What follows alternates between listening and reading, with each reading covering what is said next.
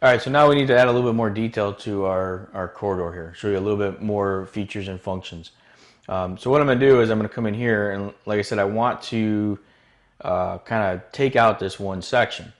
So if I go to my corridor on my Project Explorer and expand that, you can see that this one template is being pushed through the road. We can come up here, or I can simply right click and go insert corridor template. So I'm just going to click on insert corridor or insert template.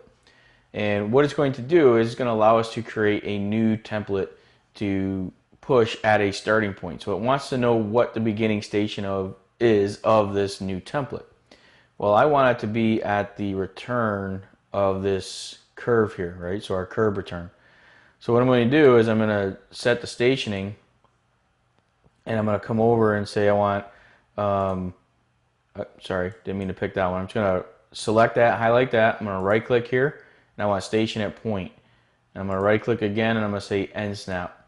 And I'm going to hover over that arc, and you can see, let me do down here, I'm just going to pick up that end of that arc. So it's going to give us the station at that particular point. When I click OK, it's now got the station of 587, which is right there. Now, we could make a new template and just define that road, but since we already got one that's there and all I need to do is remove some information, I'm going to copy an existing definition. And I'm just going to call this, Paisley dash intersection. Okay.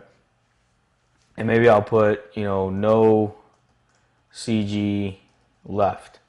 All right, so no curb and gutter on the left, it is on the right. So again, you want to come up with a unique naming convention for your typical templates. I'll click insert, and what it's going to do, I got to pick the one I want to copy from, so I had to select that one. All right, I don't know if you saw a little red flashing triangles kind of pointing me and saying, hey, you forgot to select that. So when I hit insert, it puts in that template. So you can see over here above me or behind me, I've got the typical section and I've got the instructions. What I want to do, you'll notice this right away 9 here, is I want to get rid of that left side of the road. So I'm just going to kind of zoom over here so you can see what happens. Is I'm going to pick this TBC, which is this segment here.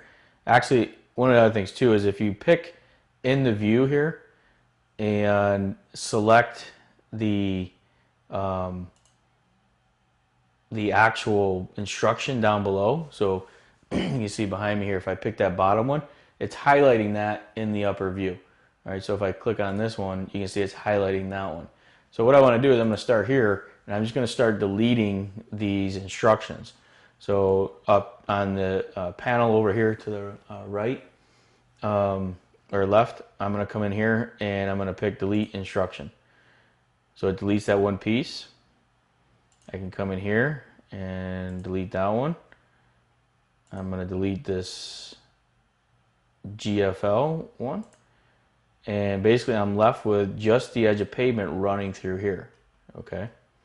Now, again, if I wanted to, I could come in here and I'm just going to set -15.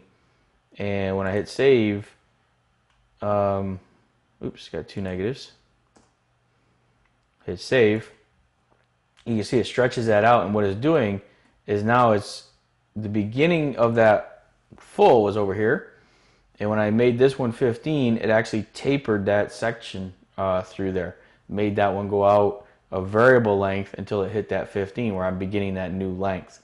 All right, just something to keep in mind. I'm not actually going to set that back to 11 because that's what we want it to be. Okay, so now it brings it back. Now, what we need to do next is you can see that it took that instruction and it's pushing it all the way down my entire road. Well, I want to get my curb and gutter back at the other end. So what I'm going to do is I'm going to insert another template. All right, so I'm going to come up here and on the same panel, dialog box here, I'm going to click on Insert Corridor Template. Same corridor, new beginning station. I'm going to come down here and I'm going to go to the endpoint of this. Picks up that station. And I'm just going to reference the full section that I had earlier. So I'm going to come in here and I'm going to reference that full section. We'll insert that. And now you can see what it's done is it's left that one template without the curb and gutter and then put the curb and gutter back in. And as I scroll down, I need to get rid of this. So what I'm going to do here is I'm going to create another one. So I'm going to come in here. This time I'm going to insert a new template. And same thing with the beginning station is I'm going to start it at the end of that curve. Except this time I'm going to do a new definition and I'm just going to call this null. All right, I don't want anything, I'm just going to call it null. I don't want anything through here. So I'm creating this null template. When it comes up and it asks for the instructions, I'm just going to leave it the way it is. Notice how it stopped adding any other information in my corridor.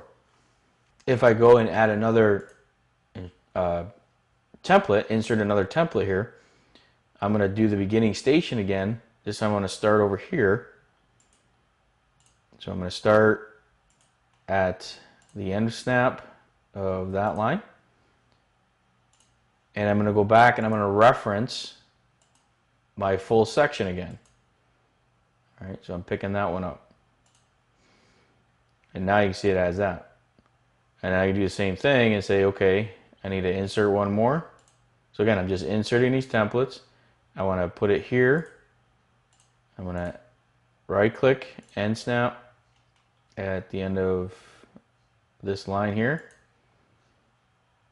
This puts in that station.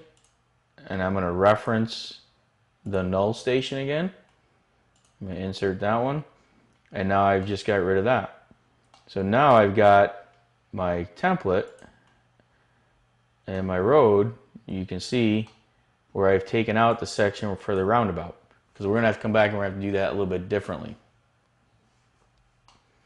But that's how I would insert different templates through my corridor. What we'd have to do next is I would create an alignment for this road and do the same thing. I would start it at the PCs unless I think my stationing actually goes from the top down, but I'll stop it at those curb returns, put in a null reference for that section. Okay, so pretty straightforward. You know, once you get the hang of it, what you end up having is you have your full section through here, and then you're going to have to come back and you're going to have to either detail these up with 3D line strings, or what I can get to more advanced corridor modeling and in the intersection modeling videos is I actually use a corridor, but my alignment is that curb return. And then when I use that, I'm only creating from the curb and gutter back. And then in here, the triangulation will kind of take care of itself. You may have to add in a crown and some other important information, but what you're able to do is really model how you want that return to be graded through there. So by piecing this together, you're going to really build a really good constructable model.